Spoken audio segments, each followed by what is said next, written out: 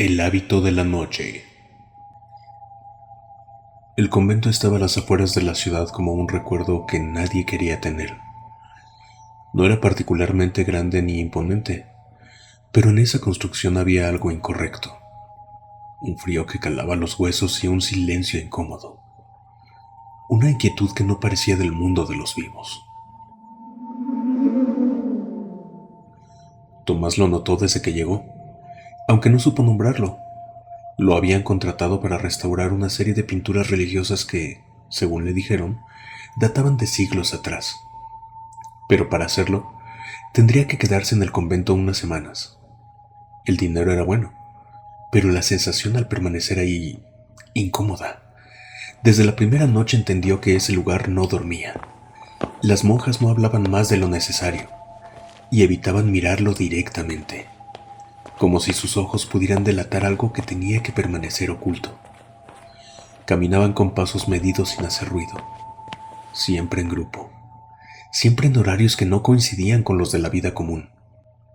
Durante el día, el convento parecía un lugar tranquilo. Por la noche, en cambio, respiraba. Tomás lo escuchaba.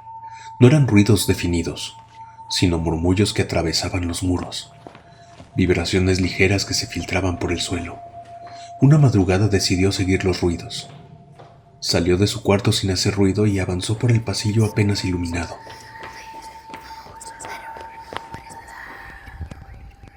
El aire era frío. Llegó hasta el patio central y se detuvo. Las monjas estaban ahí. No rezaban, no hablaban. Permanecían de pie formando un círculo perfecto bajo la luz de la luna. Se balanceaban todas al mismo tiempo, como si fueran una. Una de ellas levantó los brazos y comenzó a susurrar algo en una lengua que Tomás no reconoció, pero que le provocó una incomodidad inmediata, como si cada palabra tuviera peso.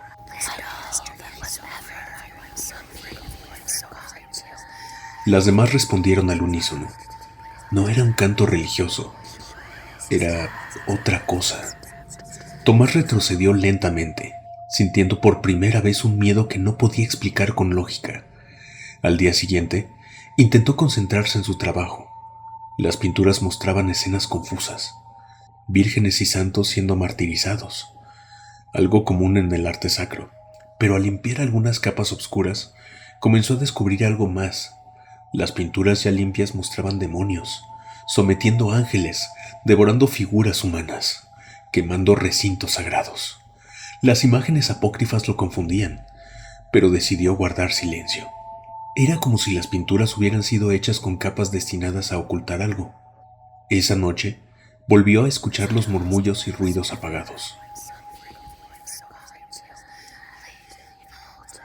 Esta vez no dudó.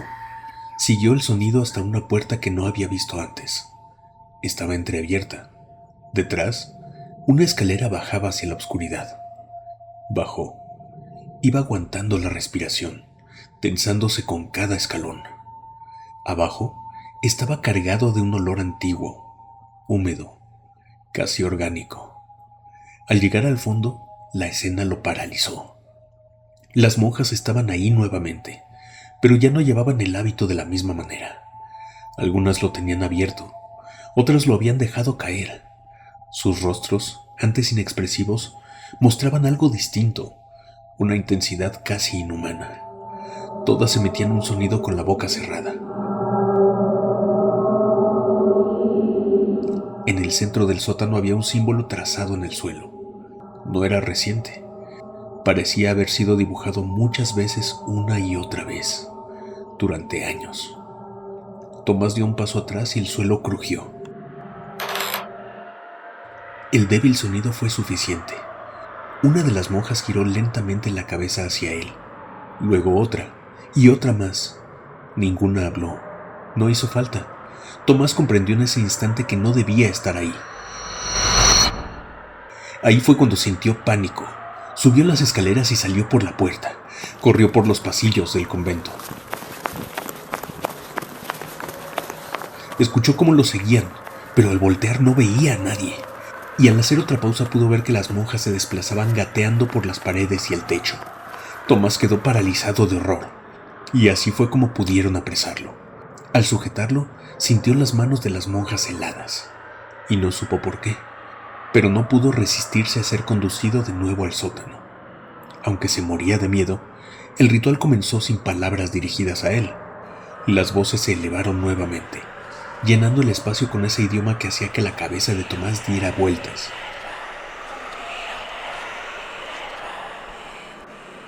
Intentó gritar, pero el sonido se ahogó en su garganta. Entendió entonces, con una claridad insoportable, que todo había sido dispuesto para ese momento.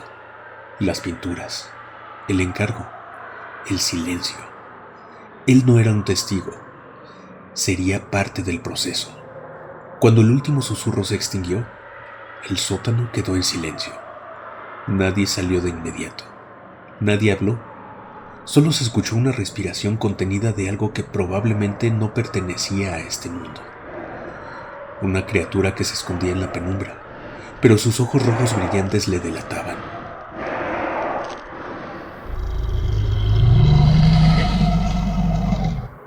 Con el paso de los días, el convento volvió a su rutina habitual. Los pasillos permanecieron en calma. Las puertas se abrieron y cerraron con normalidad. Las campanas siguieron marcando horas que nadie parecía escuchar. En una de las paredes del taller, una de las pinturas restauradas quedó finalmente al descubierto. Representaba una escena religiosa como cualquier otra, salvo por un detalle. Entre las figuras del fondo, apenas visible, había un rostro nuevo. No estaba ahí antes. Los ojos miraban directamente hacia afuera del lienzo, fijos, conscientes, y si alguien se detenía el tiempo suficiente a observarlos, podía notar algo más inquietante aún. El rostro no estaba pintado. Parecía haber sido colocado desde dentro. Si te ha gustado esta primera historia, y antes de que continúes con las siguientes, podrías suscribirte, regalarnos un like y activar las notificaciones si no quieres perderte las próximas historias. La casa de los favores. El primer golpe se lo dieron antes de bajarse del coche. No fue un aviso, fue un recordatorio. Diego apenas tuvo tiempo de cubrirse cuando el segundo le abrió el labio. La sangre le bajó caliente por la barbilla, mientras escuchaba la voz del hombre en el asiento delantero decirle que la próxima vez no iban a parar. Luego lo empujaron afuera. La puerta se cerró. El coche arrancó y Diego se quedó solo.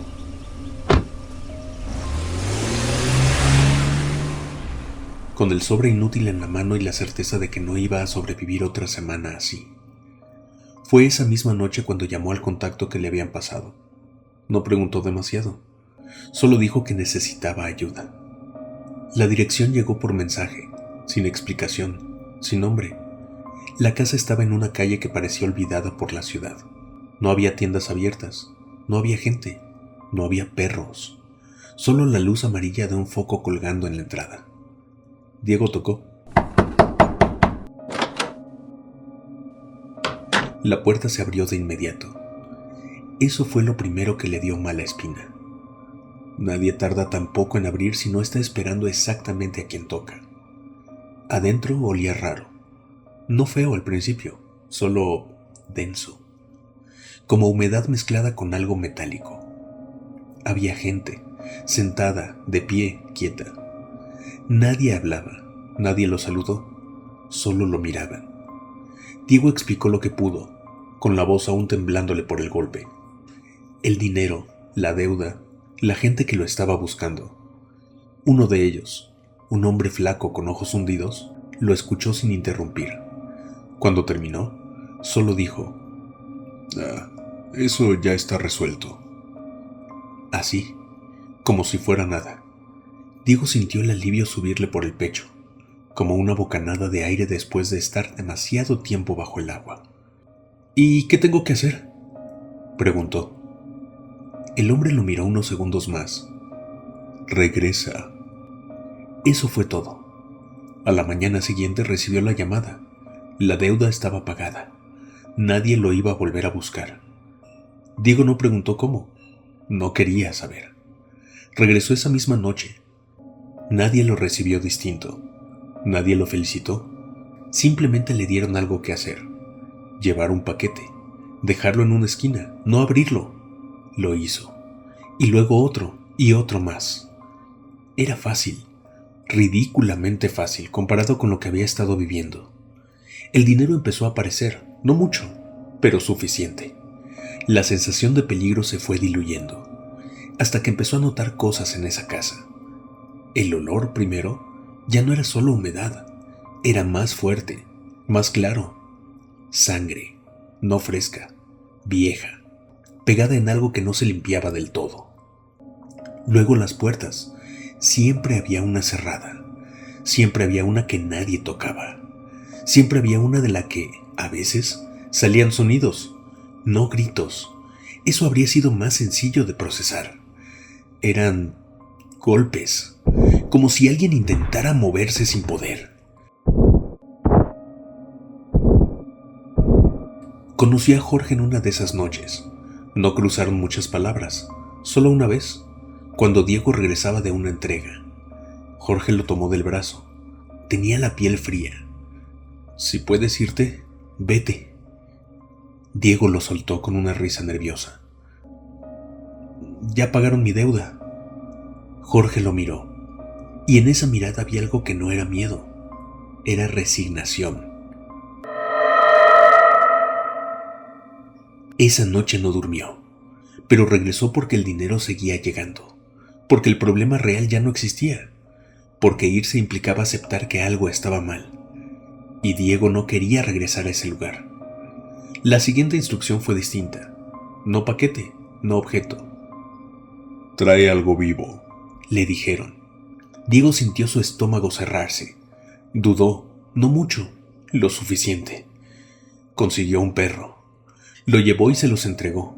No preguntó, pero cuando cerraron la puerta, escuchó. Esta vez no pudo ignorarlo. Fue rápido, no limpio. Y lo peor fue el silencio después. Ese silencio pesado, espeso, que se queda en el aire como si no quisiera irse.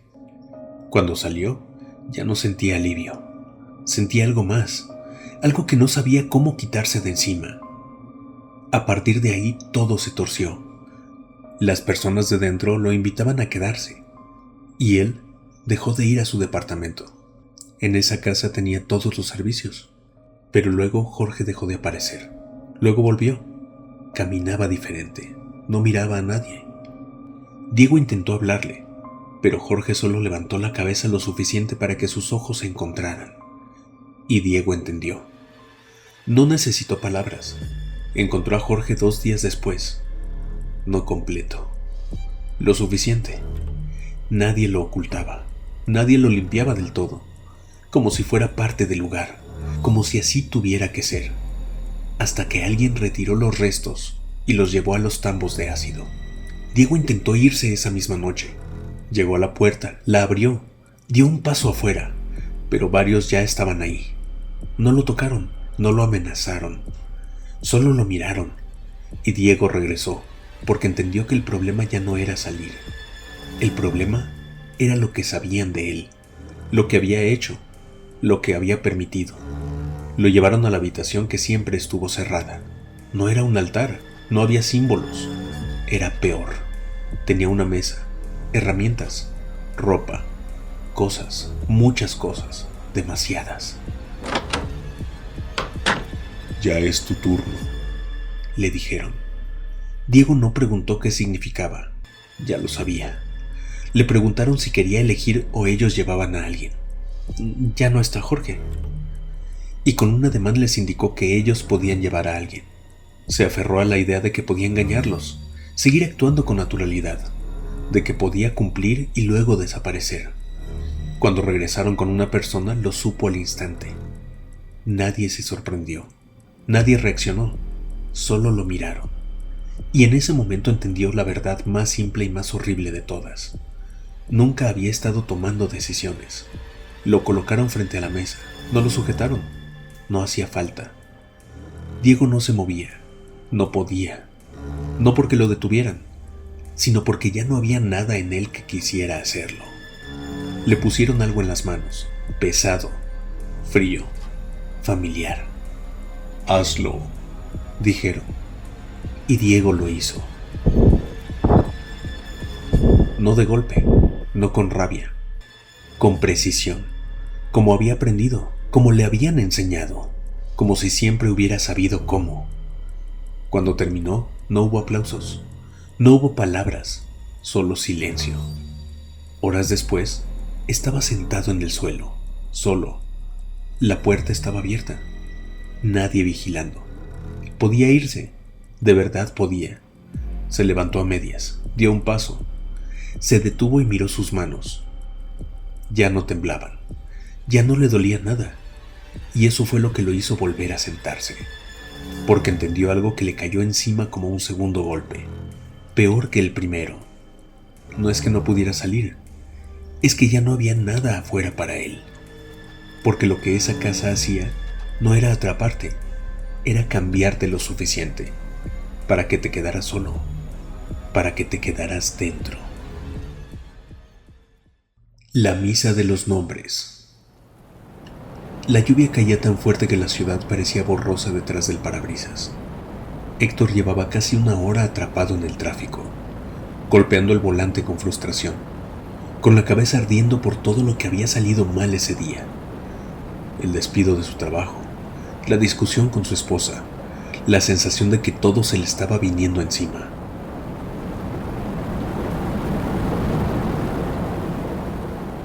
Cuando vio la iglesia abierta en medio de la tormenta no lo pensó mucho. No entró por fe, entró porque no quería volver a su casa. Adentro estaba tibio, con ese olor a cera y humedad vieja que tienen los templos antiguos. Había gente sentada, unas 20 personas, todos en silencio, mirando al frente. Nadie hablaba, nadie rezaba. Eso fue lo primero que le incomodó. Se sentó en la última banca, empapado, tratando de recuperar el aliento.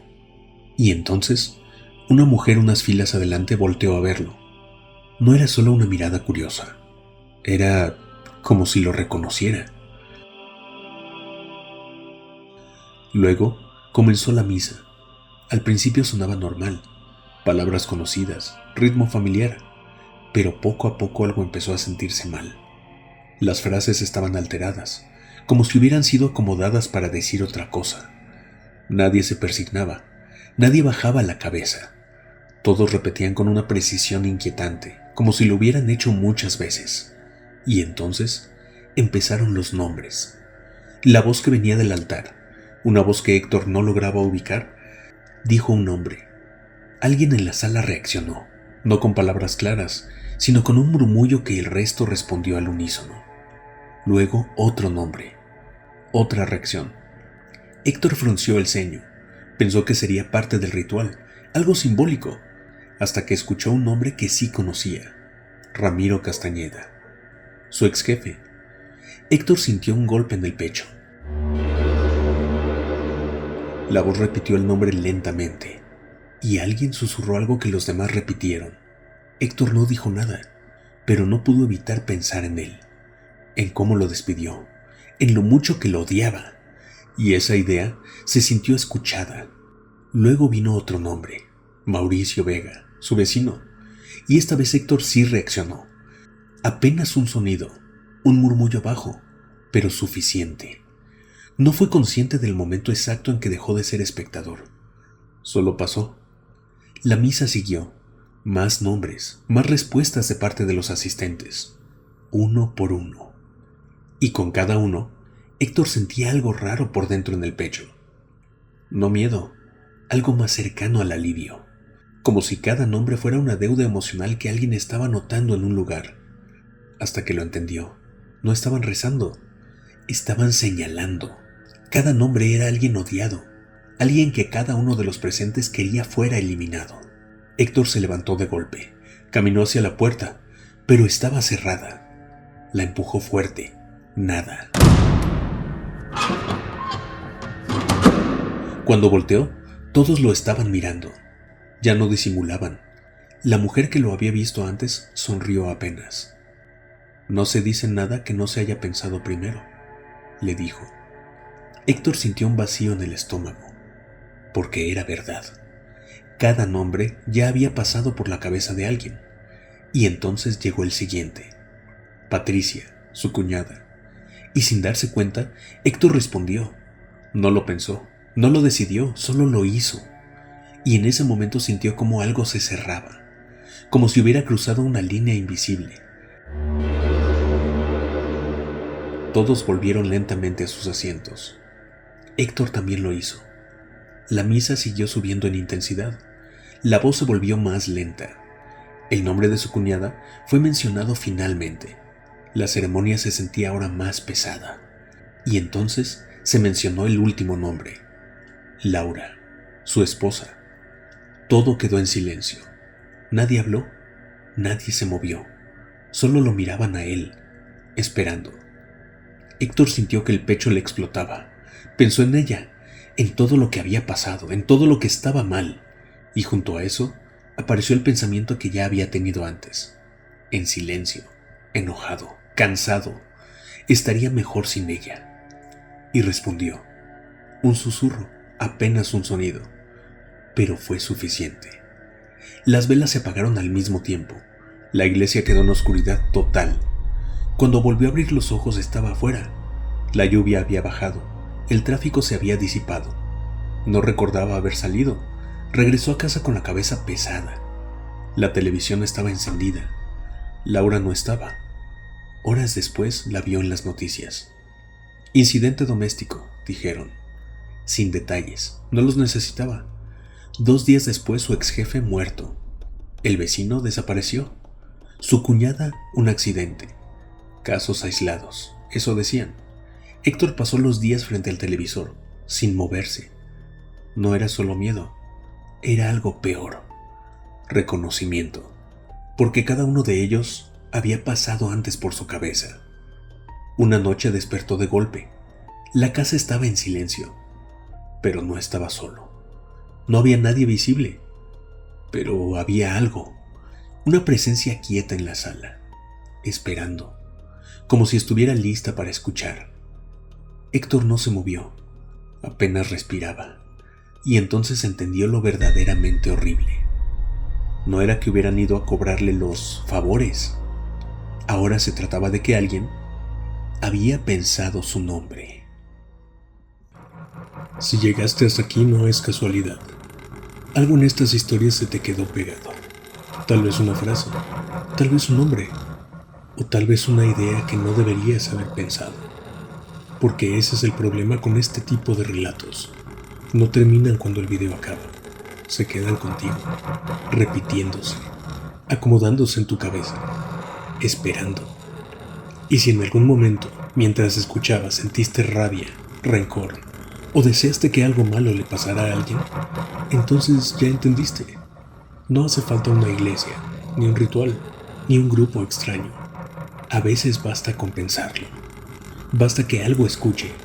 Si tienes una historia que te sigue persiguiendo por las noches, algo que no puedes explicar o que preferirías no haber vivido, escríbenos en narracionesnegras@gmail.com o mándanos mensaje al WhatsApp 5578 90 89 54. Puede que no seas el único, aunque a veces eso no sea un consuelo. Déjanos tu like, suscríbete al canal y piénsalo bien antes de irte a dormir esta noche, porque después de lo que escuchaste, lo más peligroso ya no está afuera, está en lo que eres capaz de imaginar.